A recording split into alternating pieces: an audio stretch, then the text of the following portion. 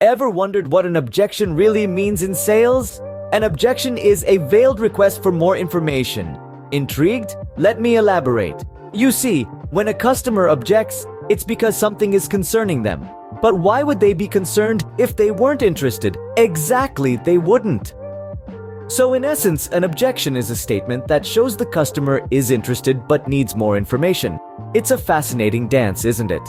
Now, before we delve deeper into this subject, let's understand that when a customer doesn't immediately agree, they could respond with an objection, a condition, an excuse, or a flat no. Each response is a different shade of interest or lack thereof, and each one requires a unique approach from the salesperson. So, keep this in mind. An objection isn't a dismissal. It's an invitation to provide more information. Stay tuned as we explore these responses in the following scenes. Firstly, we encounter the condition. It's a genuine reason that stops the customer from proceeding. This is not a refusal, but rather an obstacle that currently stands in the way of a purchase. It could be anything from a budget constraint to a timing issue. It's important to recognize that a condition is not an objection. It's a genuine concern that, if not for its existence, the customer would be ready to move forward with the purchase. This is not a situation where blame is to be placed. It's simply a matter of circumstances that are beyond the control of both parties. It's also critical to understand that sometimes a compromise might not be possible. When faced with a condition, remember that your role is not to overcome it forcefully, but rather to acknowledge it, explore potential solutions, and if a compromise isn't possible, to move on gracefully. Remember, in the face of a condition, the best you can do is to acknowledge it. Try to find a compromise, and if not, move on gracefully.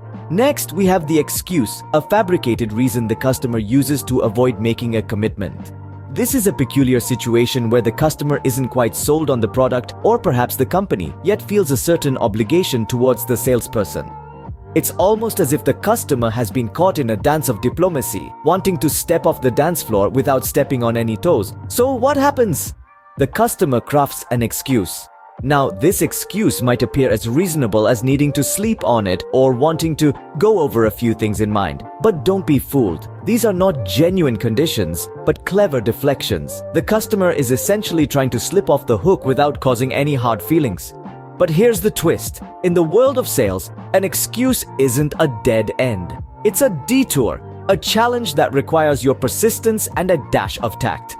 You see, an excuse often means the customer is on the fence, not entirely convinced, but not entirely dismissive either. This is your cue to dig deeper, to address their concerns, to provide more information, or to present the product or the company in a new light. In the case of an excuse, remember, persistence and tact can often turn the situation around. It's about being respectful, being patient, and most importantly, being persistent. After all, the art of selling isn't just about making a sale, it's about turning a maybe into a yes. Lastly, we encounter the flat no, a straightforward refusal from the customer. This response is as plain as a pikestaff. The customer is simply not sold and therefore declines to purchase. The flat no doesn't come dressed in the cloak of a condition or masked behind an excuse. It's upfront, clear, and honest. Now you might wonder, what leads to this outright refusal? It could be a variety of factors. Maybe the customer isn't sold on the product, or perhaps they're not convinced by the company's reputation. However, the most crucial factor might be closer to home than you think. The customer could be unconvinced by you, the salesperson. Yes, you heard that right. The flat no is often a reflection of our own performance. It's a mirror held up to us by the customer, revealing our shortcomings. If we encounter a flat no, it's a sign that we failed in our job. We haven't been effective enough to convince the customer. But don't let this dishearten you. Instead, see it as an opportunity.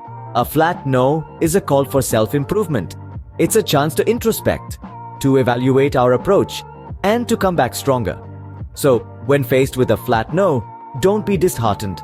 Instead, use it as a stepping stone towards becoming a better salesperson. Remember, every no brings you closer to a yes. When faced with a flat no, remember, it's a cue for self-reflection and improvement. Now that you understand the three main types of objections in sales, let's quickly recap. First, we have the condition. a genuine roadblock that prevents a customer from moving forward. Next, we have the excuse, a fabricated reason to avoid commitment.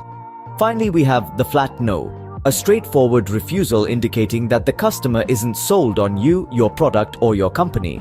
Remember, every objection is an opportunity for dialogue, understanding, and growth. Embrace them to become a more effective salesperson.